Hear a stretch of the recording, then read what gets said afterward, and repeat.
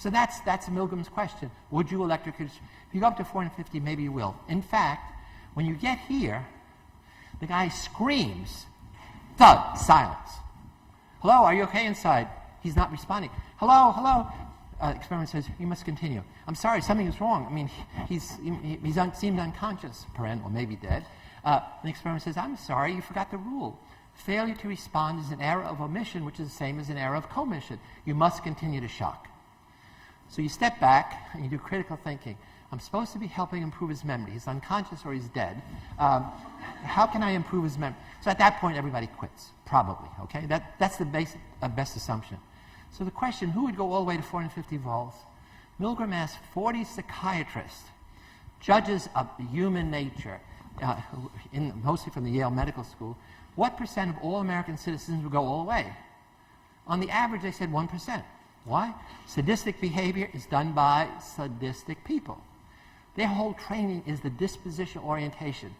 So Milgram described a study with a little less drama than me, and they ignored the cover story, the white lab coat, the role playing, telling about contracts, the diffusion of responsibility. All of that meant nothing to them because they said sadistic behavior is done by sadists. So that is the base rate. Anything above that is going to be significant. Social psychologists say they were guilty of making what's known as the fundamental attribution error. When trying to understand behavior, when trying to attribute the cause to behavior, most of us do what they do. That is, we overestimate how much any behavior is in people, and we overestimate how much is in people, the disposition, and at the same time we underestimate the power of the situation. So my mission is to get people to stop making that error. So here's the data. This is the number of people who stopped from 0 to 28. So let's say, I guess there are 28 people in the study. Nobody stops at 285. Of 1,000 people he ran, not a single person, when you laid out this thing, said, hey, if I press that first button, clearly, why would you have 450 if nobody's going to go there? Nobody ever said, I refuse to do the study. In fact, nobody drops out to 285. And now here's that severe shock. The guy screams. Does everybody drop out? Nobody does. Wow, if you get here, you press, and 2/3 go all the way. Not 1%, 2/3. And I'm going to show you in a minute, this result is repeated over and over again. So this is really upsetting. It's upsetting to people, and so they're going to say, it's unethical research, you shouldn't do the research, and nobody wants to accept this notion that the majority can be seduced to go all the way. Why do you think if people got here, they didn't quit? At that point, you didn't know how to exit. You did all the things that usually work. You say, I refuse to go on, I'm not that kind of person, who'll be responsible, et cetera, and nothing you did is working. And you don't know how to exit from a situation with an authority figure who is constraining you. And how do you get out? You press 1, 2, 3, and you jet out of the seat. So the easiest way to go out is to do this. Shock, shock, bing, and you're out. So I think it's not that they were evil people. It's just that they were trapped in this situation. They were unaware of all these situational forces acting on them. And at this point, the best way out, the exit, the door, is 3 more buttons to push out. I told you Milgram ran 1,000 subjects. He didn't do that one thing. He had at least 16 variations. In each study, let's say he ran 50 people or so, he varied one aspect of a social situation. Like he had the experimenter not be in the room. He had the victim be next to the experimenter. He had women as participants in study 13. He had 2 authorities and 1 victim, etc.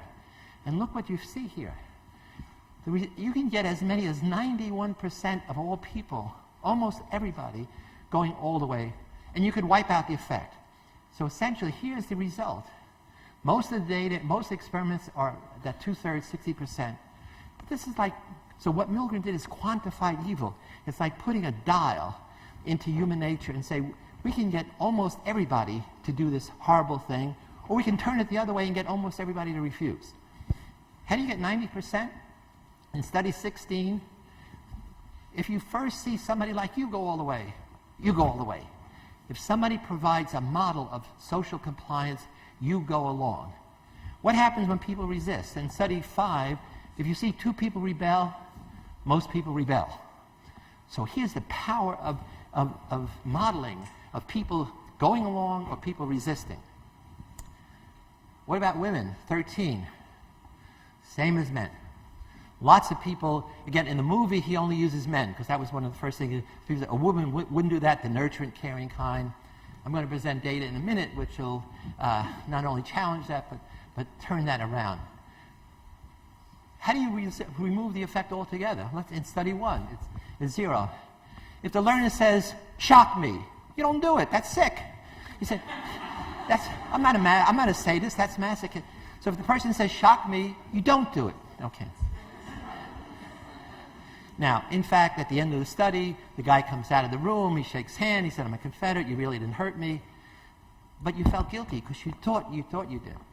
But a lot of the critics of Milgram's experiment said, maybe people really didn't believe the guy was getting hurt. And so you went all along, even though he was screaming. In fact, it was all tape recorded. In fact, it had to be standardized for 1,000 subjects. So 2 psychologists in the West Coast in 1971 did this really unethical study. Because this is now going to be the victim. This is the little puppy that's going to be shocked. And you're going to shock him in your conditioning and learning psychology class. And so imagine any situational forces that could get you to shock that puppy. No way. What'd you say? No way. No way. I mean, I love that puppy. I'm going to take the puppy home. But the guy in the white lab coat is not a high school biology teacher. He's your psych instructor, and your grade is going to depend on whether you can condition that puppy.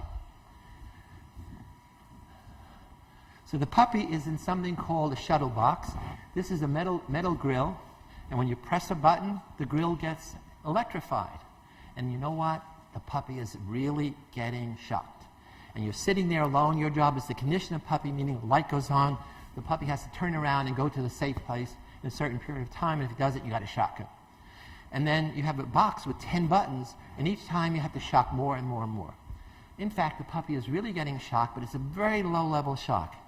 But puppies' pores are sensitive, as you know, and it jumps up and down and squeals. But when you increase the shock intensity, you increase the buttons, it doesn't change. It's always the same low level. But you don't know, because puppies jumping up and down and so forth. And he ran 20 male students and 20 female students. And this is the result. So it's blind obedience to teacher authority. When there's no question the puppy is not a Confederate, not getting paid to do this, he's doing it because you're hurting him. Half of all the male students went all the way. 50%. And many of them are really upset at this. And the females, everyone, they're crying, I'm going to take the puppy home, I love that puppy. No way, I'm not going to do, the puppy, he is great, I don't care about anything, I'm not going to do this. So how many of the 20 female students went all the way? That reads 100%, 20 out of 20, every one. Does that mean women are more evil than men? No, of course not. Grades are more important, okay? And in 1971, traditional females obeyed male authorities more than guys did. So here's a powerful thing where people say, women wouldn't do it. I say, yeah, women wouldn't do it. They just did it. And I'm going to show you another study which is even more horrifying.